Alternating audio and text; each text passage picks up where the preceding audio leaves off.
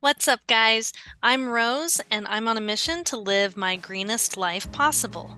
For the last couple of years, I've been doing a lot of reading and a lot of research because I'm very passionate about the environment, about preventing climate change, about making positive changes that are encouraging and practical because so much of what I've read in the green movement is just really not that practical for the average family. And I have tried out several upcycling projects. I've talked about food, reducing food waste, clothing, and how we should shop resale, things that we can do differently. And today I'm focusing on paper.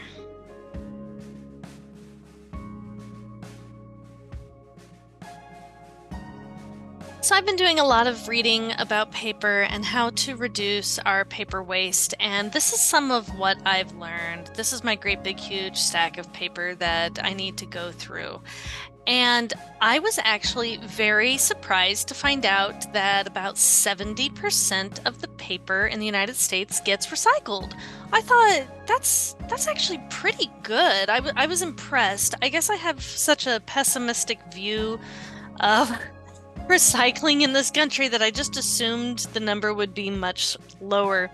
But I've learned a lot through my research about paper, what you can recycle, what you cannot recycle, and the best way to reduce our paper waste. So here are 10 tips for cutting back on paper waste. Number one is to do a paper audit.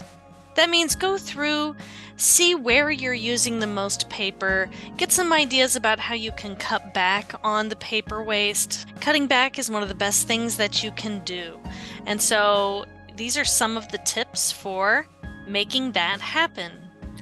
Buying green paper products. I've been doing a lot of reading about hemp. And if anybody out there knows anything about having your own hemp paper business, I would love to learn more about it because it sounds like it's going to be the next big thing. It's so much better than traditional paper for a lot of reasons. It doesn't result in deforestation because, as we know, we need trees if we're going to combat climate change. It's more recyclable. It uses less chemicals. It lasts longer. It absorbs more CO2. Like, there's all sorts of benefits to hemp paper. There's also several green companies that specialize in greener paper practices, so hemp-based, stone-based seed paper, recycled paper. There are some debates about the energy usage involved in recycling paper, but the EPA has some opinions on this, which I'll share in just a moment. One of the best things you can do is to just switch to online. All of my bills, all of my banking, everything is electronic now. I try to do as much as I can digitally. Now, I don't think I'm ever going to prefer ebooks to traditional paper books. I love books. I like holding them. I've actually gotten pretty big into audiobooks lately, but I think it's important to remember that when we're encouraging people to live a greener life, we should be positive and encouraging, like not shaming people for choosing a book over an ebook, for instance, because I just don't think it's helpful to have a negative attitude about it. So these are just suggestions. If you haven't unsubscribed from junk mail, I strongly encourage you to do it because it is just so obnoxious. There's a website that offers step-by-step instructions about how to do that. And I'm so glad that I did because I was getting a ton of credit card offers and insurance offers and a lot of other stuff, and it was just so obnoxious. I pulled up a list in my research of different types of paper that cannot be recycled, and that's actually another point I'm going to talk about in a moment, is recycling. And when you choose organic options, for instance, organic wax paper that has an organic lining like beeswax, that you can put in the compost bin. But if it's lined with like the plastic lining, you can't do it. You can't recycle it and you can't compost it. So when possible, choose organic options. But let's talk a little bit about recycling. So, according to the EPA, recycled paper requires 40% less energy to make than virgin paper. And this is significant because a lot of people will say it's not worth the trouble, you're just using up a lot more energy. Um, but the data shows differently.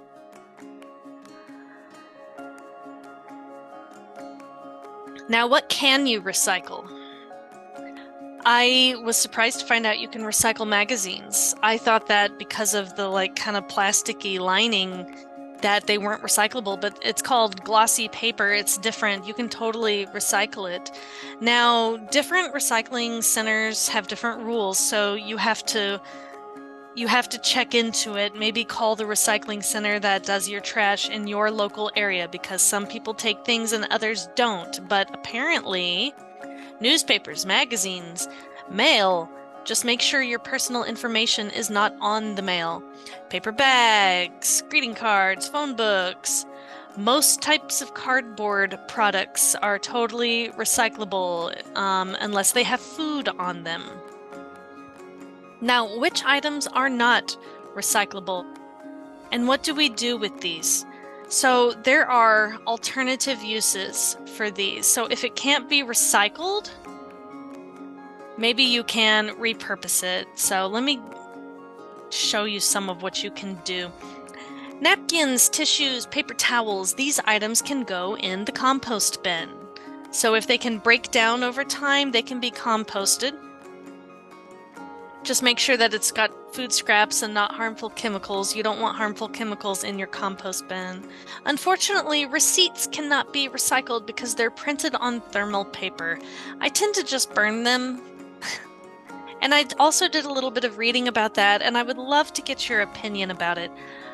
So, burning paper and burning cardboard is a little bit controversial, and I haven't been able to find a clear-cut answer as to whether or not this is a harmful practice environmentally. Based on what I've read, recycling your paper and your cardboard is the best thing you can do, unless you live like in a rural area and you're not close to any kind of recycling center, and it would require a lot of transporting. Of course, some things shouldn't be burned. You shouldn't burn things that have the plastic and the metal lining on it. But I do tend to burn my receipts just to get rid of them. And when possible, to just not get a receipt at all, I tried to go digital when possible. Shredded paper is not supposed to go in the recycling bin, but it makes for great packing.